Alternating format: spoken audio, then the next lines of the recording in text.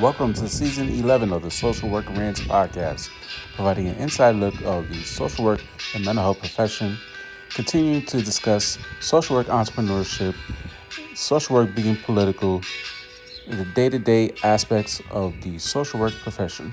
Hope you enjoy.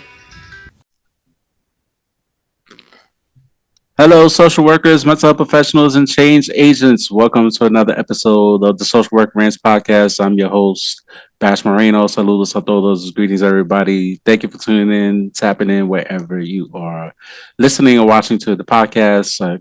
Thank you for all the love and support. Gracias a todos por su apoyo. Rate, share, download podcast episodes however you listen to podcasts. If you listen to Spotify, you can leave comments. If you watch the YouTube, hit that red subscribe button. Also, like the video and share it and leave comments. What you like, don't like, what you want to see here, and we moving right along.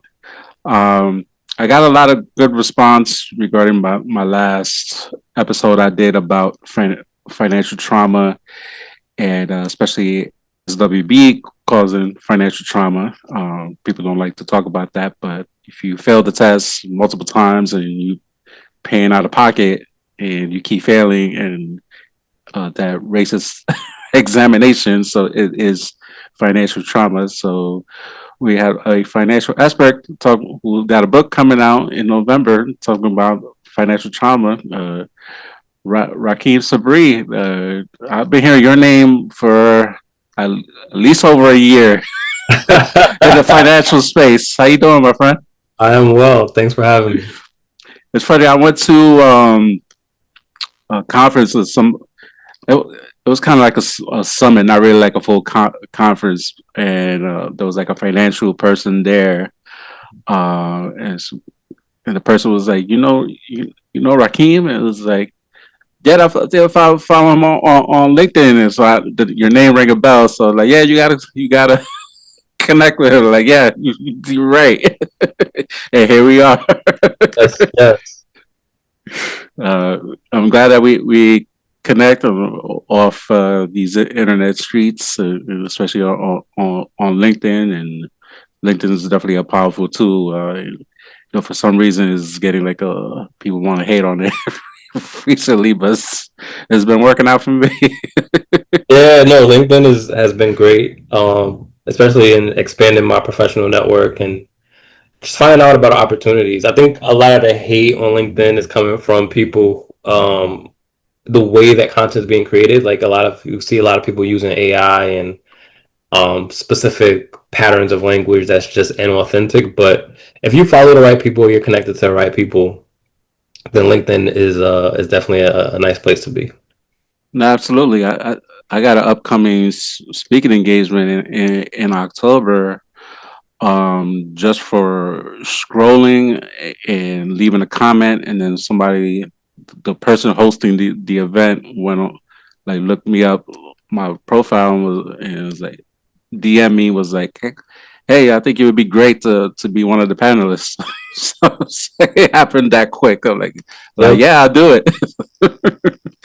Yeah, LinkedIn's great. Yeah. So for people who don't know who you are, let the folks know who you are, what you do. Yeah, so my name is Rahkim Sabree. I'm a financial therapist and accredited financial counselor. My area of focus is financial trauma. I've been talking about financial trauma for almost the last 5 years exclusively, and really wanting to contribute to the conversation around financial trauma as it's an emerging field right now, but also expand the definition how we view financial trauma. So I pull from my lived experience, I pull from the experience of working with people one on one, and I pull from the education that I've gained through the different professional associations, whether that is the AFCPE, the Financial Therapy Association, Trauma of Money, what have you, to really kind of create this holistic lens on discussing and helping people to overcome financial trauma. Cool, I love that. Now you mentioned two different certifications out there, for and I'm very anti ASWB for someone if they want to get a You get your MSW, which is great, and and that's just like ground level of getting that. But those, you can talk a little bit about those certifications if somebody is kind of interested of talking about money, personal finance, and doing that. They still want to do like counseling or mental health work. You could talk about those certifications. Yeah, I think I'll start with the AFCPE's AFC designation, so the Accredited Financial Counselor. I've, in my experience, I found that it's very thorough. Probably the most, and I may be biased here, probably the most thorough credential tied to both finance and mental health. So the requirements to get the AFC involve 1,000 hours of experience in addition to taking, I forget how many questions the exam is, but it's a 3 hour exam, maybe 120 questions. And you have to sign an ethics agreement. So once you get the AFC with the experience hours, taking the exam, signing the ethics agreement, you are considered an accredited financial counselor, and you can go out and help people with some of their more tactical money issues, right? So that is, how do you budget? How do you save? How do you invest? It's very high level. It's more financial education than it is financial advice. So you're not telling somebody what to invest in. Like there's different licenses for that. Mm. But you do have a very broad and general awareness of the different mechanics of what a financially healthy individual looks like. And you are also equipped with tools to have those conversations through a lens that incorporates mental health models. So the curriculum introduces financial counselors to motivational interviewing, skilling questions, um, positive psychology, and a whole host of other, I can't remember all of them right now, but a whole host of Mm. approaches to having these conversations. And it even gets as granular as what your counseling environment should look like when you're having these conversations. So I think one of the biggest differentiators with the AFC from maybe your financial coaching that is unregulated or does not have a designation is that we view ourselves as a partner to the individual, right? We're not telling people what to do.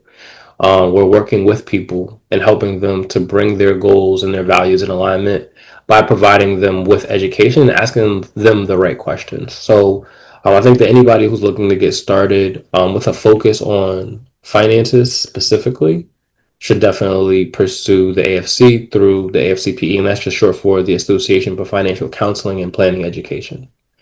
Now, if you are someone who's wanting to get specialized in financial trauma or have a better understanding of how financial trauma shows up and what are some of the sources and common causes and et cetera, the Trauma of Money, which was founded by Chantel Chapman, is an excellent program. So that's a 15-week cohort-based program. I believe each session is like 3 hours long. Chantel's done a really good job at arranging a collection of different experts that walk through her curriculum around the trauma of money. She has a book that is coming out, I believe, this month actually, called "The Trauma of Money" as well. And that's not a mental health certification, but it does focus a lot on some of the variables that you might see in mental health environments, right? So it talks about nervous system regulation, it talks about attachment theory, it talks about polyvagal theory, it talks about Mm. um, the money disorders and money scripts, it talks about environmental and social factors, it talks about capitalism. So a very holistic program. And I think for somebody who's coming in from a mental health background, that a lot of the language there is going to make sense. For somebody who's coming in from a financial background, there's going to be some recognizable themes there. If you don't have a mental health or a financial background, you might be overwhelmed with the material. Mm. What's great about the certification program is that it also comes with a community. So she hosts a community on my networks. So you can engage with people in your cohort. If you become an alumni of her program, she has ongoing alumni engagements. But it is, like I said, it's not a mental health designation, and it's not a financially specific designation, but it does give you an introduction to and very broad awareness around what financial trauma looks like. And then Gotcha. lastly, the Financial Therapy Association has the Certified Financial Therapist designation, which pulls from both financial planning and mental health competencies to create or really to inform this interdisciplinary field. So, the Financial Therapy Association's Certified Financial Therapist is combining expertise in finance, right? So, you might have your AFC as a prerequisite to the CFT, expertise in mental health, specifically to families and like marriage and family therapy is that's where a lot of people are coming from, Hmm. and then expertise in financial therapy specifically. Um, so there's a curriculum there and some educational videos. Um, and financial planning, I think I mentioned finance, but financial planning is a big part of that. So understanding the financial planning kind of like life cycle. So I'm involved with the Financial Therapy Association. I'm a member. I'm on their board, and I'm a candidate for the CFT. I'm involved with the AFCPE. I'm a member, and I have their AFC designation, and then I'm involved with the Trauma of Money community. So I have the Trauma of Money Certified Practitioner designation. Oh, nice. Um, you said a whole lot there, and I'm glad you brought up like the mental health piece to the work, and I'm glad these certifications have those mental health components into it, and all the different different theories, attachment theories and stuff like that we learn in graduate school or even like in a whoever has a bachelor's in social work, like that type of stuff. So I'm glad that's incorporated in the work that, like you said, somebody's not coming from how many social workers who come in from literally doing career changes, and like they might be lost in the sauce regarding hearing all this for the first time, but somebody who's been in the space or studying initially to be in the space, like they could kind of understand and continue like to learn more about that stuff, but and how money affects these issues and theories. Yeah, for sure. Um, I will say, I think, one of the things that I was the most interested about in joining you today on this podcast is how social work and financial therapy overlap, right? Mm, So many times we talk about similar topics, sometimes the exact same topic. I think financial trauma is one of those topics that surfaces. And, there's, in my mind, I'm envisioning like a Venn diagram, right? Where we talk about like, what are the behavioral issues that exist? Let's look at it from an internal personal psychology perspective. But also, what are the systemic variables that exist that influence behavior, right? So many times the financial behavior is a reaction to some kind of stimuli.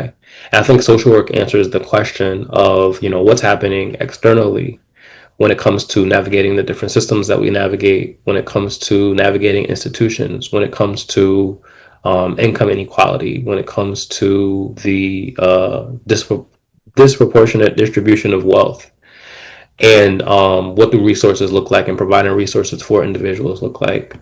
And then, of course, there is the component of the therapeutic practice, right? Psychotherapy that addresses people's behaviors and their beliefs around money as well. So definitely a lot of overlap, but certainly distinctly different. I think what's interesting about the way that I discuss financial trauma is that although I'm not a social worker, I do incorporate a social work lens to understanding financial trauma that also points the finger back at economic systems like capitalism, points the finger back at institutions and institutional harm that result in financial trauma, point the finger back at even workplaces and the structure of workplace culture that induces financial trauma, as well as some of the internal and psychological factors that are influenced by advertising, that are influenced by the stories that we tell ourselves about money, that are influenced by mm, the stories that we are told from our families about money. So Definitely a lot of overlap there, but I think it's super important to have these different lenses show up when we're having these conversations about money broadly and when we're having these conversations specifically about financial trauma. Now that you bring up a great point about the overlap, and even like something as simple as Medicaid recertifications, like if you work in case management, you're billing for you billing for services. If you have a private practice, you got to deal with those issues. Obviously, if you bill, there's money involved. You're trying to get paid for services, or you work at community nonprofits that if you're billing for Medicaid, like you get Medicaid dollars, and that's sometimes, or at least in the past, that's how people's salaries are get paid through the Medicaid dollars. So money is everywhere, and I know, in my experience, the last 2 years prior to this past year was doing Obamacare, ACA, certifications, or people applying for Obamacare or ACA services. So, and it doesn't get any more personal finance than doing ACA Obamacare applications, because it's literally like, do you qualify for the tax incentives? Are you married? Are you single? Married people tend to get more of the benefits with the cost of the insurance compared to single folks. So it's money is tied into everywhere, and there's a lot of, like you said, a lot of overlap with our two worlds. For sure. And I think people don't really like kind of understand that when they think about money is like every 2 weeks when they get paid. Or I think people who do private practices, they tend to understand more of their money than folks who traditionally work a 9 to 5. Yeah, I think there's definitely a deeper level of intimacy when Mm, you are self-employed, because you have to be conscious of what those ebbs and flows look like, and sometimes the ebbs are greater than the flows, right? Like entrepreneurship can be volatile in terms of how we view or how we're socialized to view safety by way of the regularity of a paycheck. mm, And I think that that's a point of it's something that's discouraging, I think, to a lot of entrepreneurs. I think, I was on social media this week and saw a lot of commotion around Tabitha Brown going on, yes. telling entrepreneurs like, "Hey, you need to go get a job," and people felt the way about that because I don't know. I'm not gonna say what the because is, because I'm not everybody else, but I'll speak for myself. I think that there's a sense of pride often associated with your entrepreneurial journey, Mm, and many times you are kind of facing the fire, if you will, of what shortcomings and flaws you may have as an entrepreneur. It's really a transformative journey. Some would even say spiritual. And so, you have to engage in this practice constantly of creating something out of nothing, where mm, the traditional 9 to 5 employee just has to show up. mm. And I don't want to minimize the experience of the 9 to 5 employee, right? Because there is No, a of lot course. there, right? Where you have to navigate politics, you have to navigate Mm, bureaucracy, you have to navigate identity, you have to navigate, concepts of hierarchy and control in mm, order for you to continue to enjoy that safety that is associated with the regularity of paychecks. But many times people who are in that 9 to 5 mindset have their finances exist on autopilot because they know, okay, next 2 weeks I'm going to get paid again. Next 2 weeks I'm going to get paid again. mm. Whereas entrepreneurs really have to go out and hunt to eat what they kill. No, absolutely. Yeah, there's a lot that goes into a 9 to 5, and myself still having a 9 to 5 on top of my business, and using my 9 to 5 to pay for my business expenses on top of my regular bills that I have. So I know entrepreneurship has gone like definitely glorified, within these last 5 years, and definitely like has we're starting to see the other side. And I always bring up uh pandemic, and like many of us who are doing the work in social work are seeing the aftermath of the pandemic and what is left, and the systems that has failed, and policies that weren't done, from the federal level, from the state level, and down to the local level. And it's we're seeing it day in day out. I know I see it day in day out. With the 9 to 5 work that I'm doing, and even with my business. So people, they struggling with money, but money's always been taboo, especially in our discussions of money in our Black and Brown communities. And it's like, you know, it's okay to put two and two together. you're you're complaining, not com- you can be complaining, but also you're worried, you're anxious about money, and it's like, you're feeling anxious, like make that connection in there to deal with the money, and people don't not making that connection for whatever the reason. Yeah. I have thoughts. I think so much of. I'm thinking about what you're saying before I respond.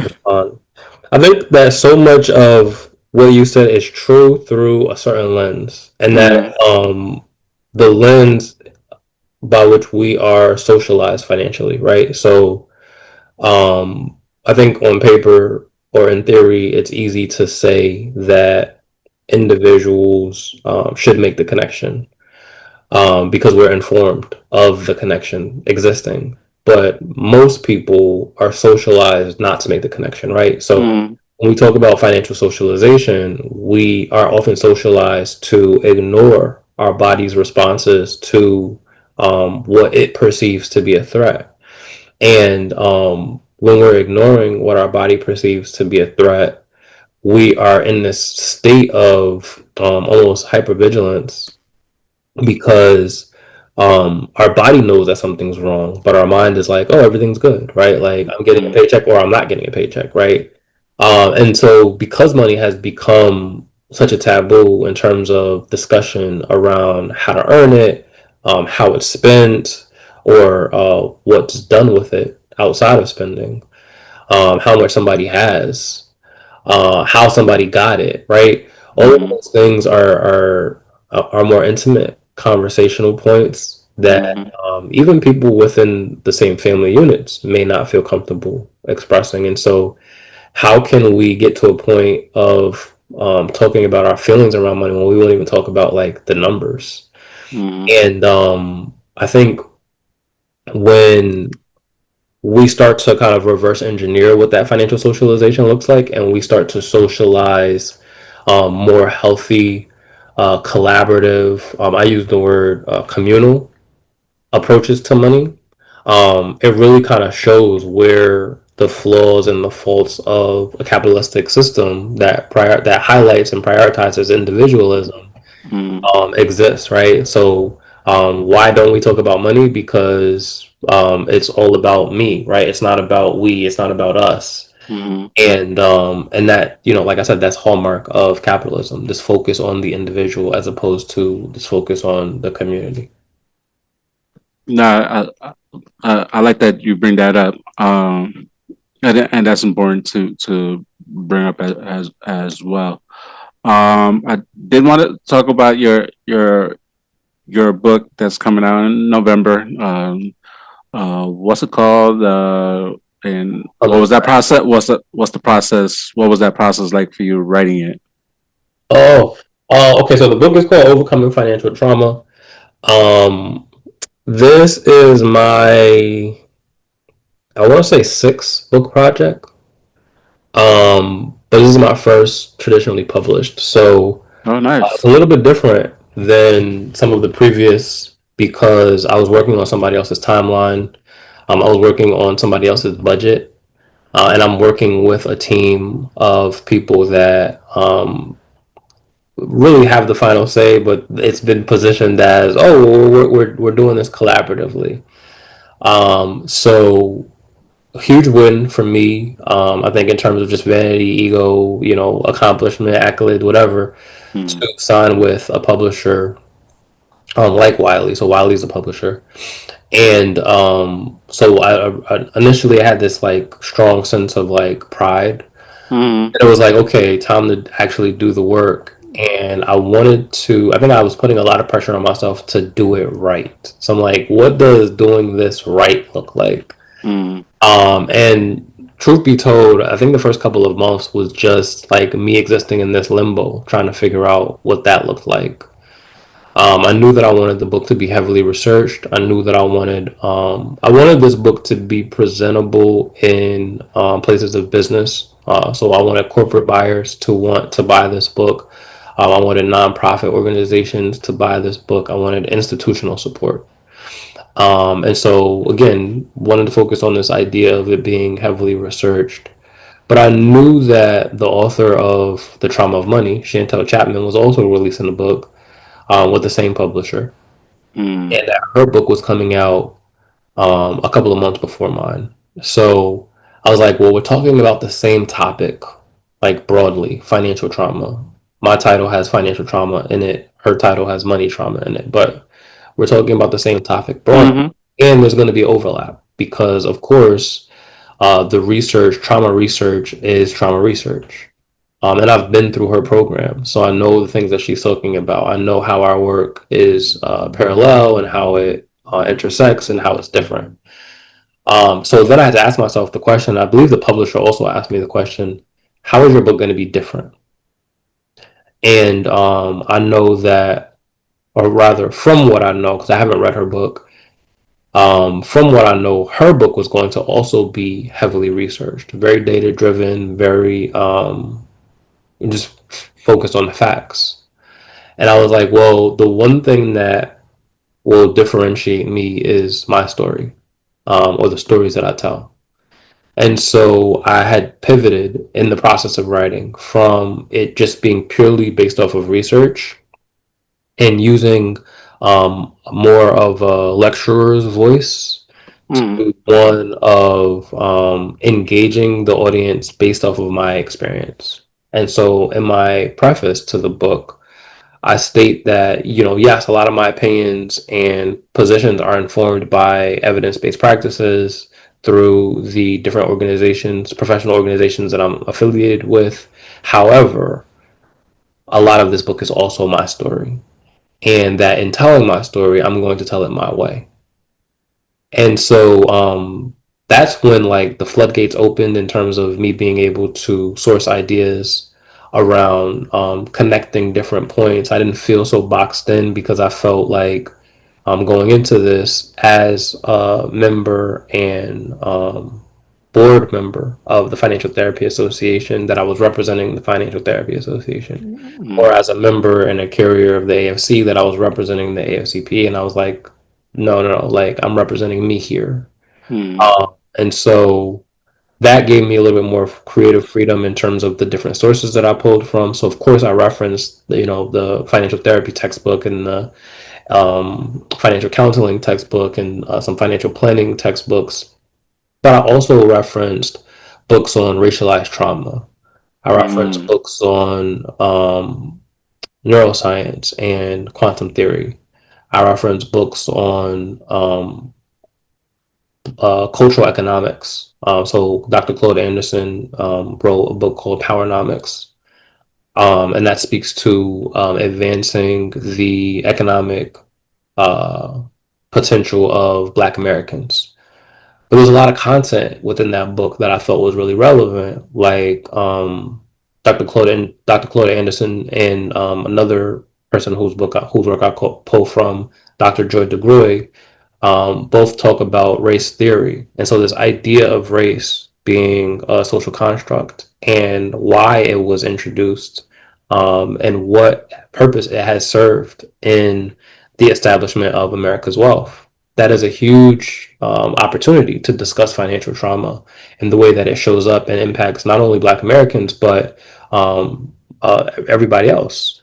Mm-hmm. So I felt like it was important to include, some of these overlaps that, um, by not traditional, but by current day standards would be considered woke or certainly not conservative in the traditional sense of financial planning and financial conversations. And I broke those barriers with tying a lot of those lessons from those different sources into my articulation of financial trauma, but also my articulation of my experience, either directly with financial trauma or observing financial trauma in other people. No, I love it, and I love that you bring up Dr. Claude Anderson. I've actually heard of that book before. I'm trying to, as you said his name, I'm like, why did I hear? Have I heard about this book? I think in my writing class, I think my coach has brought that up once or twice before. So I look, you bring up a lot of this research and put your own spin to it, and was conscious enough, like at the same time, though, you're racking your brain in the first couple months, like how I'm going to be different, and then finally, like that aha moment is like, all right, like I'm ready to go and kind of put my spin into the book. How long did it take you to write that? Um, so I think I was in the writing process. Well, I had until April. So I started reading a lot of these books that I referenced almost immediately, but I didn't start actually writing until probably January, February. So very short turnaround on what my first draft would become. Then I submitted my draft. So there was a 50,000 word expectation, 50 to 55,000 word expectation. I submitted my draft. I knew that it wasn't complete, but I wanted to hit the deadline. And I knew that I was going to have an opportunity to edit. So first rounds of edits came back, and I had, I think, like 14 days to get that done. So I took that time to add the pieces that I felt like were missing from the work. So I think all in all, maybe 5 or 6 months would be a fair estimate of how long it took. Gotcha. Um, so anybody who wants your book will be able to get it any bookstore, Amazon, or however people normally get their books. Yes. So Amazon is definitely super easy retailer to go to, but Barnes and Noble will have it. Books a Million will have it. Bookshop.org will have it. And I want to really encourage bookshop.org because you can support an independent local bookstore. So if there's a Mm. bookstore that you like, that is women owned, that is Black owned, that is Mm. Latino owned, you can use bookshop.org to support that establishment and buy directly from them. But yeah, anywhere that books are sold, you'd be able to get this book. That's great. I'm like excited for you. Best wishes on the sales. I know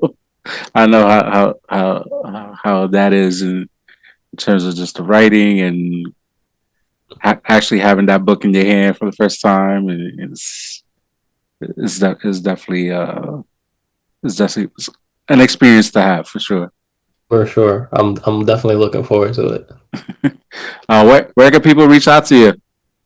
Yeah, definitely my website, rockimsabree.com. From there you can get pretty much anywhere that I exist, right? So all my social media, my newsletter, the book is up there.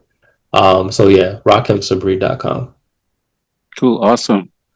No, great conversation. A conversation that needs to continue to be had, especially with everything that's currently going on in the administration and uh, day by day. It's only going to get worse before it gets better. So it's important to continue to have these conversations about money and trauma and go to therapy if you need to go to therapy to address these issues. For sure. No, I appreciate you bringing me on. I appreciate you sharing your space with me and allowing me to talk about this very important topic. Yeah, absolutely.